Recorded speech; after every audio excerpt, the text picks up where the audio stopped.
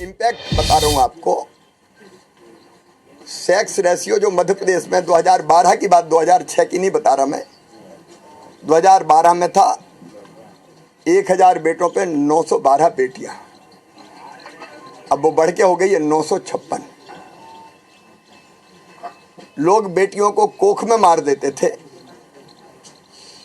लेकिन अब बेटी के जन्म पर प्रसन्नता और आनंद मनाया जाता है। इसका अगला चरण था राजनीतिक सशक्तिकरण बहनों का, और ये भी मैंने लगभग 2007-8 में किया। स्थानीय निकायों में चुनाव में 50% आरक्षण बहनों को दिया ताकि वो चुन के आए और सरकारें चलाए, जिससे ढंग से सशक्त हो सकें वो। और आज मुझे कहते हुए अत्यंत प्रसन्नता हो रही है कि अभी जो चुन के बहनें आई वो 56% है, 50% से ज़्यादा। कई जो अनारक्षित सीटें थी उससे भी वो जीत के आई है। और मुझे कहते हुए संतोष है कि स्थानीय सरकार, लोकल गवर्नमेंट बहुत अच्छी चला रही है। फिर मेरे मन में एक जिद और आई जिसका बहुत विरोध हुआ। पुलिस में बेटियों की भर्तियों के लिए रिजर्वेशन, 30% आरक्षण बेटियों को पुलिस की भर्ती में हमने दिया।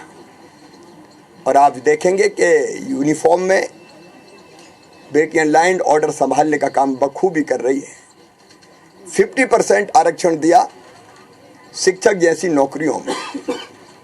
एक काम और जिसका बहुत सकारात्मक असर हो रहा है कि अगर कोई जमीन, मकान, खेत, संपत्ति रजिस्ट्री अगर बहनों के नाम से कराएंगे तो स्टाम्प शुल्क, रजिस्ट्री शुल्क केवल 1% लगेगा।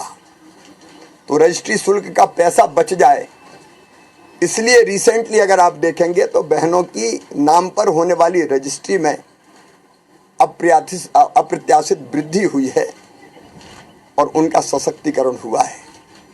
गरीब बहनों के लिए और कई योजनाएं थी, बेटियों को साइकिल हो, या बेटा बेटी के जन्म के पहले मजदूर बहन को 4000 रुपया हो, जन्म के बाद 12000 रुपया हो, ताकि बेटा बेटी को जन्म देने के बाद वो आराम कर सकें। लेकिन आज उसमें एक बहुत महत्वपूर्ण कड़ी जुड़ रही है, वो है मुख्यमंत्री लाडली बहना योजना। मैंने देखा कई बार छोटी छोटी ज़रूरतों के लिए बहनों को परेशान होना पड़ता था। अगर पैसे ना हो और बेटा बेटी किताब मांग ले, कोई सामान मांग ले, तत्काल दवाई लाना हो और ज़रूरी काम करना हो, बहन अपने आप को असहाय महसूस करती थी। और इसलिए मुझे लगा, क्योंकि 2017 में बेगा भारिया शहरिया बहनों के खाते में 1000 रुपया डालना शुरू किया था, जो अत्यंत पिछड़ी जनजातियों से आते थे। लेकिन जब हमने उसका इम्पैक्ट देखा तो बच्चों के पोषण का स्तर उससे सुधरा। तो मुझे लगा कि अगर सब गरीब और निम्न मध्यम वर्गीय बहनों के खाते में अगर ये राशि जाएगी 12000 रुपया साल, तो कई छोटे लेकिन बहुत ज़रूरी काम वो ढंग से कर पाएंगी, आत्मविश्वास से भर पाएंगी। छोटी छोटी चीज़ों के लिए उनको हाथ नहीं फैलाना पड़ेगा और ये पैसा उनका सम्मान भी बढ़ाएगा। और इसलिए मैं अत्यंत प्रसन्नता के साथ कह रहा हूँ, मेरी ज़िंदगी का आज का दिन मेरे लिए बहुत महत्वपूर्ण और आनंद देने वाला दिन है। मुझे लगता है मेरा मुख्यमंत्री बनना सार्थक हो गया, साकार हो गया।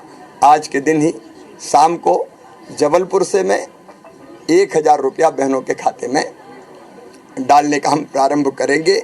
आज डलेगा शाम को, तो खाते में पहुंचते पहुंचते कल भी हो सकता है, क्योंकि शाम हो जाएगी तो बैंक पुश करेंगे, तो कल बहनों के खाते में ये पैसा आएगा।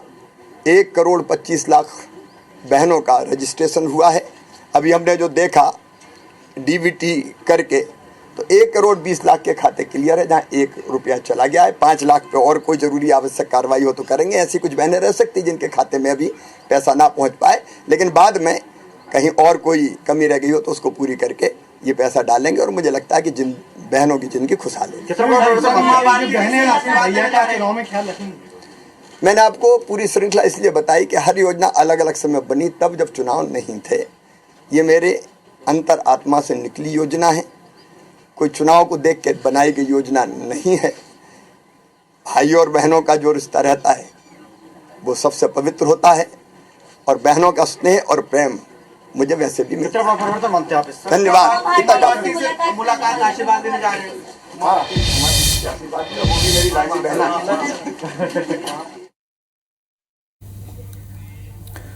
तो CM Shivraj Singh Chouhan city park में पौधारोपण करते हुए, इसके अलावा लाडली बहना योजना की तारीफ करते हुए कह रहे हैं कि वो आज सीएम बनते उनका जो सपना था वो सार्थक हो गया है और ये कोई चुनावी योजना नहीं है। लगातार वो बहनों को सशक्त करने की कोशिश में लगे थे और आज ये उनकी योजना सीएम बनना सफल हुआ।